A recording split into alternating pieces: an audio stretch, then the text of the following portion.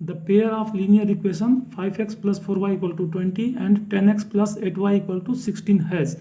इसको हमको चेक करना है। तो सबसे पहले हम इसमें निकाल लेंगे a1/a2, फिर फाइंड करेंगे b1/b2, फिर फाइंड करेंगे c1/c2। ये तीनों को हम फाइंड करेंगे। तो यहाँ पर a1 हो जाएगा 5 और b1 हो जाएगा 10।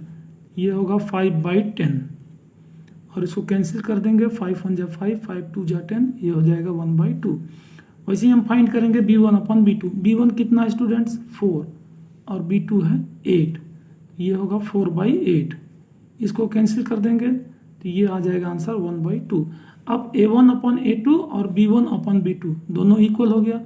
अब चेक करते हैं c1/c2। तो c1 कितना है स्टूडेंट्स? 20 है और c2 है 16। इसको हम कैंसिल कर देंगे 4 से, तो 4 5 जा 20, 4 4 जा 16। इसका आंसर आएगा 5/4। अब यहाँ पर देखिए स्टूडेंट्स कि a1/a2 तो इक्वल है और a1/a2 इक्वल टू b1/b2 है, बट c1/c2 इक्वल नहीं है। तो जब a1/a2 इक्वल टू b1/b2 हो और नॉट इक्वल टू c1/c2 हो तो इसका होता है नो सॉल्यूशंस। यहाँ पर ये दोनों इक्वल है और c1/c2 इक्वल नहीं है, तो ये होगा no solution. Now x equal to दिया है a sin थीटा और y इक्वल टू दिया है b cos थीटा। आपको फाइंड करना है b² x² plus a² y² का वैल्यू कितना होगा। तो इसको हम थोड़ा सॉल्व कर लेते हैं स्टूडेंट्स। यहाँ पर दिया हुआ है x equal to a sin theta और y equal to b cos theta, और हमको फाइंड करना है b² x² plus a² y² का वैल्यू। यहाँ पर b² को हम एज इट इज लिखेंगे। x का वैल्यू देखिए यहाँ पर दिया हुआ है a sin थीटा दिया है, इसका होल स्क्वायर हो जाएगा। नाउ नेक्स्ट क्या दिया है इसमें, a² को हम एज इट इज लिखेंगे और y का वैल्यू यहाँ पर दिया हुआ है b cos थीटा, तो यहाँ पर लिखेंगे b cos थीटा का होल स्क्वायर। अब इसको थोड़ा सिंप्लीफाई कर लेंगे, ये हो जाएगा b² और इसका स्क्वायर करेंगे तो हो जाएगा a² sin² थीटा प्लस यहाँ पर है a² और ये हो जाएगा b² cos² थीटा। इसका स्क्वायरिंग करेंगे तो b² cos² थीटा दोनों का स्क्वायर होगा। अब यहाँ पर देखिए b² a² b², ये a² b² या b² a² दोनों सेम है, तो यहाँ पर हम कॉमन ले सकते हैं a² b²। अब यहाँ पे क्या बच जाएगा स्टूडेंट्स? sin² थीटा, और यहाँ पर इसका कॉमन ले लिए हैं तो बच गया है cos² theta.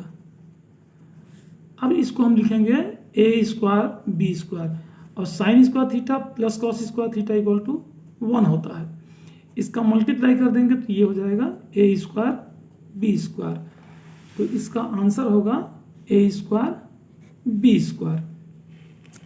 Now next question, total surface area internal and external of the hemispherical bowl. एक हेमिस्फेरिकल बाउल दिया है जिसका कि रेडियाई दिया है r1 और r2। r1 दिया है इंटरनल और r2 दिया है एक्सटर्नल। तो हेमिस्फेयर का सरफेस एरिया का फार्मूला होता है 2πr²। तो यहाँ पर दो सरफेस एरिया है, इंटरनल और एक्सटर्नल। रेडियस दिया है r1, तो यहाँ पर हो जाएगा इंटरनल का r1² और एक्सटर्नल का, इसको ऐड कर देंगे 2πr²। ये इंटरनल का हो गया 2πr1² और इसका हो गया 2πr2²। अब यहाँ से हम 2π कॉमन ले लेंगे तो ये होगा आपका r1² प्लस r2²। ये ऑप्शन होगा इसका 2πr1² प्लस r2²। इसका आंसर होगा A। Now next, degree of the zero polynomial. तो जीरो पोलिनोमियल का जो डिग्री होता है वो नॉट डिफाइन होता है, इसको आपको याद रखना है। Which of the following is an irrational number. Irrational number क्या क्या होता है? √2, √3, √5, ये सब क्या होता है? इरेशनल नंबर होता है। तो इसको थोड़ा सा सिंप्लीफाई करना पड़ेगा और उसके बाद हमको चेक करना पड़ेगा। तो यहाँ पर ये दिया है 2√3 - 1/√3 का होल स्क्वायर, तो ये a - b का होल स्क्वायर आइडेंटिटी लगाएंगे तो a माइनस बी का होल स्क्वायर क्या होता है, a square plus b square minus 2ab। A square means इसको तो मैं सिंप्लीफाई कर रहा हूँ रफ में, 2√3 माइनस 1/√3, 1/√3 इसका स्क्वायर। थोड़ा सिंप्लीफाई कर लेते हैं इसको, ए स्क्वायर तो 2√3 का स्क्वायर, बी स्क्वायर 1/√3 का square minus 2ab, 2 into 2√3 into 1/√3। अब यहाँ पर क्या हो जाएगा स्टूडेंट्स, 2 2 जा 4 और √3 का स्क्वायर 3 हो जाएगा, इसका 3 हो गया, इसका 4 हो गया, 4 3 जा 12, इसका कितना हो जाएगा 1/√3 का स्क्वायर 1/3, और यहाँ पर ये कैंसिल हो जाएगा, ये हो जाएगा 2 2 जा 4। अब यहाँ पे इसको प्लस माइनस करने की जरूरत नहीं है, क्योंकि ये भी रेशनल है, ये भी रेशनल है और ये भी रेशनल है, तो सभी को प्लस करेंगे तो रेशनल नंबर ही आएगा। इसको सिंप्लीफाई करने की जरूरत नहीं है, इसमें सभी रेशनल नंबर है, इसलिए ये पूरा रेशनल नंबर हो गया। सेकेंड हम चेक करते हैं स्टूडेंट्स, इसको देखते हैं बी नंबर को, √2 - 1 का होल स्क्वायर। तो √2 - 1 का होल स्क्वायर क्या हो जाएगा, √2 का स्क्वायर प्लस 1 का स्क्वायर माइनस 2 इंटू √2 इंटू 1। अब देखिए √2 का स्क्वायर क्या हो जाएगा स्टूडेंट्स, 2 हो जाएगा, 1 का स्क्वायर 1 हो जाएगा और माइनस 2√2। यहाँ पर देखिए स्टूडेंट्स 2 क्या हो गया आपका रेशनल नंबर, ये क्या हो गया रेशनल नंबर, और ये हो गया आपका इरेशनल नंबर। तो इसका आंसर होगा बी, ये सभी रेशनल नंबर होगा, सिर्फ बी होगा irrational number. Now next question, the roots of the quadratic equations are equal if. जब क्वाड्रेटिक इक्वेशन का रूट्स इक्वल होता है तो उसका फार्मूला होता है b square minus 4ac equal to 0। ये डिस्क्रिमिनेंट है, डिस्क्रिमिनेंट कितना हो जाता है 0। तो कभी भी अगर रूट्स इक्वल है तो क्या होगा, b square minus 4ac equal to 0। B की जगह पे क्या है स्टूडेंट्स, देखिए यहाँ पर ए है 1, बी है p और c है -q। ए कितना है यहाँ पर आपका 1 है, बी कितना है यहाँ पर p है, और c कितना है यहाँ पर -q है।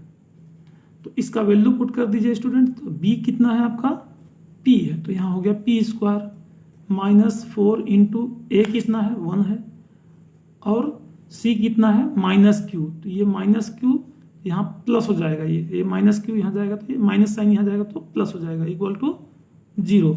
अब ये हो जाएगा आपका p square plus 4q equal to 0। तो अगर ट्रांसपोज कर दूंगा यहाँ पे जैसे ऑप्शन में दिया है p स्क्वायर इक्वल टू, तो p स्क्वायर इक्वल टू अगर निकालूंगा तो -4q हो जाएगा। तो ये p स्क्वायर -4q, इसका option B is correct. Now next question,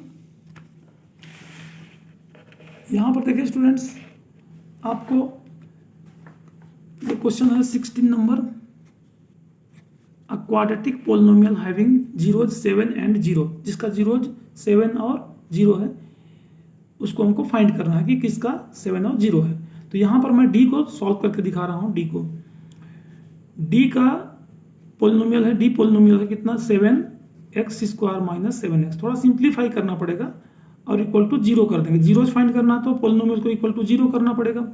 यहाँ से x कॉमन आ जाएगा, ये कितना हो जाएगा 7 पहले से है, x कॉमन आएगा तो कितना हो जाएगा 7x।